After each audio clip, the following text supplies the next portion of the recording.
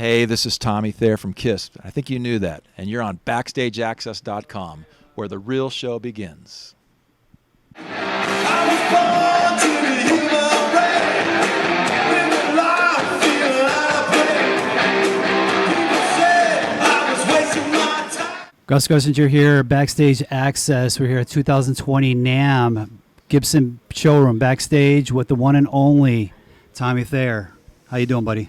I am doing so good, and it's good to see you again. It's good to see you. We've been friends for a long time, and it's always a pleasure to talk to you. Likewise. And we got a new guitar to talk about, Blue Electric Les Paul, that just came out in, last year, I believe, right? Actually, no, it's coming out just now. I've had some prototypes on the road with me for the last few months that you might have seen me playing on stage, but it's really actually hitting the streets now and becoming available to the public.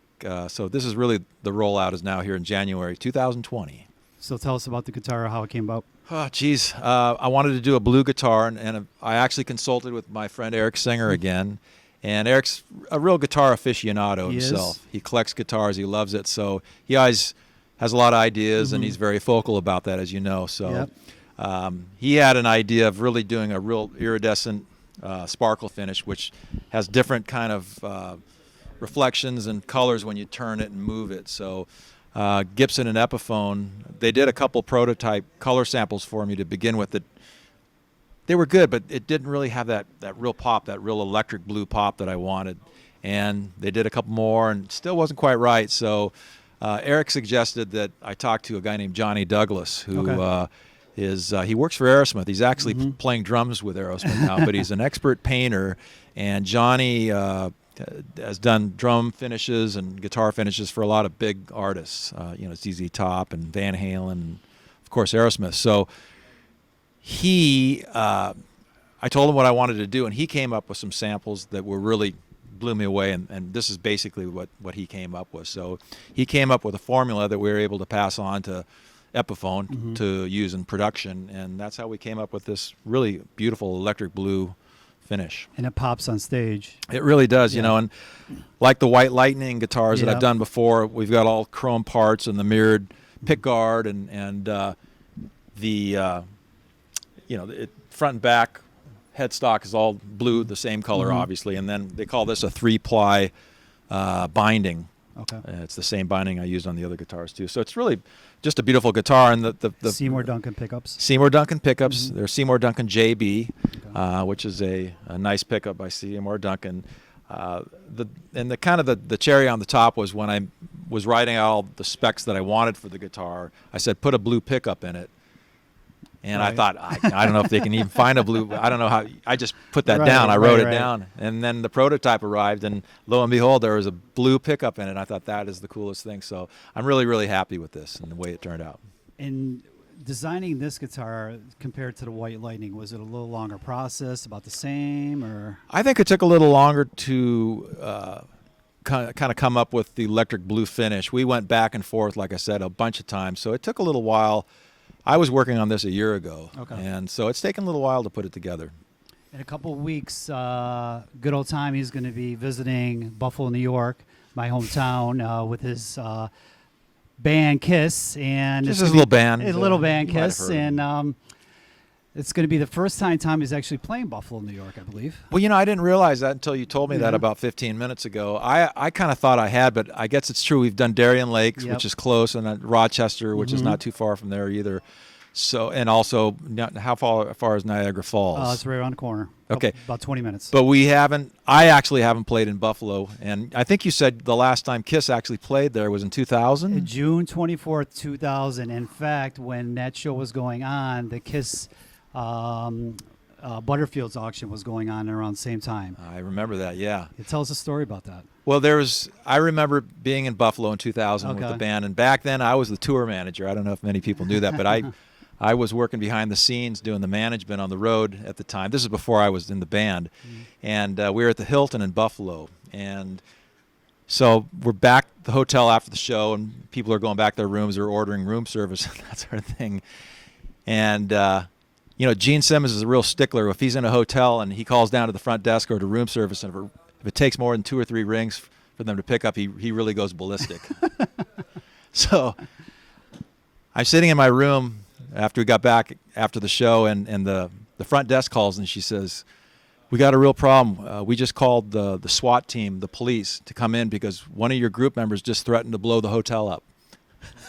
Jesus. And I was thinking, I think I know who that might be, actually. And so, and he says that jokingly, hey, Right. you got to pick up the phone or else I'm going to blow this place.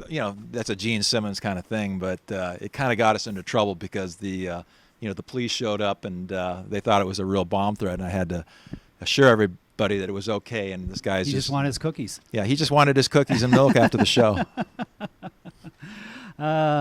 So with the End of the Road tour, obviously, that you guys have been on for a little bit now, and David Lee Roth is going to be opening up these next round of shows. Yes. It's going to be very interesting.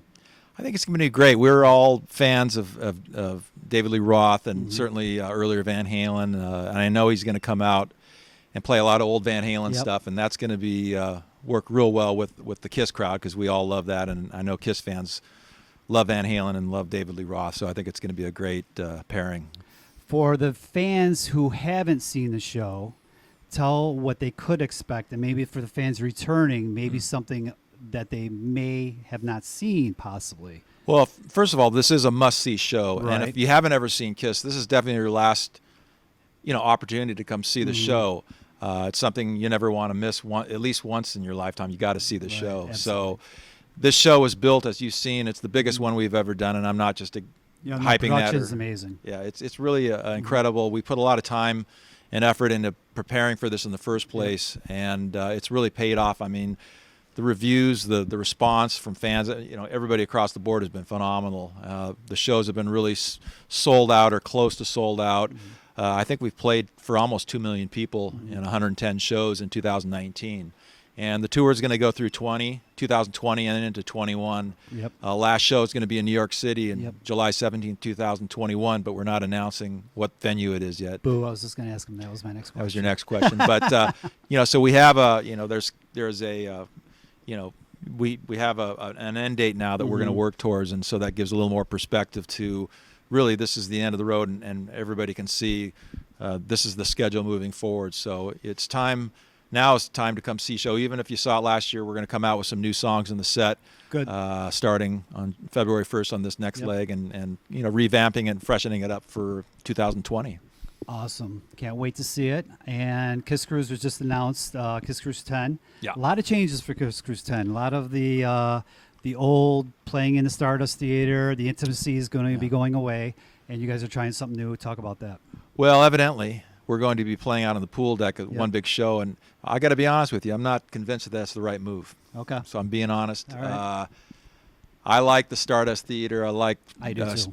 See, Yeah. I know. I'm a Kiss fan Yeah. as well, and I know that that's special because half people go one night, half people the other night. Yep. So it's really an intimate show for for the true Kiss fans. Probably less than 1,500 people in the showroom. I think that's something special. I think we still need to look at that, honestly. But I just wanted to give you my true take on that. And that's why I love Tommy Thayer. He's so honest and truthful, and that's a good answer, and that's nothing less than what I expected. So going forward, though, I want to ask, once the Kiss tour is done, what is going to be next for Tommy Thayer? That's such a good question, but it's a question I don't think I can really answer right now, and I'm not trying to avoid it. I just really don't know. I'm just still getting into the groove of doing this tour and really loving what we're doing, loving what I'm doing, and having a ball. And it's at the end, it'll be sad, but it'll also be a big celebration, certainly at the end. And when we do that last show in New York City, it's going to be amazing. But as far as what I'm going to do afterwards, I've been in the music and entertainment business all my professional life, so I'd say that something along those lines will probably make sense for me. And Kiss is not going to go away though either. Right. Just we're not going to be touring like this anymore, and Kiss will continue certainly because of this music and the imagery, and that's something that's not going away. So maybe I'll be involved in some level still with Kiss, whatever that may be. And speaking about Kiss will continue, and I'd be amiss if I didn't ask this question. you were behind a lot of the DVDs, the Kissology. You had a lot of involvement with production for a lot of the shows that have come out, the live shows. The next installment, I know this VH1 has the rights to Kissology series. Is there going to be something different, maybe something else that's going to take the place of that? You know, I don't have that answer either. We've been working, actually, I swear, for the last 8 or 10 years, putting Kissology 4 together. Right. We haven't put it out yet, but there's a lot of cool stuff. And I think it's just a matter of finding the right time to do it, because sometimes there's so much going on, especially with this tour and everything else. We're working on a Kiss documentary right now. I know there's a feature film being worked on also. So you can only do so much at once. So when things settle down at some point, I'm sure that we'll get that Kissology, the 4th edition, out at some point. But I really don't know exactly when yet. Okay. But I'll probably be working on it. I've been involved in a lot of that stuff, like you said, through the years, and I've enjoyed doing it. And, you know, I have a fan perspective also, which I think is, helps sometimes too with these things. Check out Tommy on the road starting February 1st, I believe, New Hampshire. Manchester, New Hampshire. Manchester, New Hampshire. He's going to be on the road for pretty much 2020. It's going to take you right up through Europe, a lot of stadiums, and come back to the U.S., I think, in July or August. That's right. And don't forget, in April, we're going down to South America and Central America also. Okay. And we've never played in Central America, and I'm looking forward to that. We have shows in places like South Africa this year, which is interesting because we've never been to South Africa either. So we're hitting some places on the tour that Kiss has never been, and certainly I haven't been either. For instance, last summer we played in Ukraine, which was really great, and we played to a stadium packed with just Kiss fanatics over there. So it's very global, very worldwide, what we're doing, and people seem to love Kiss all over the world.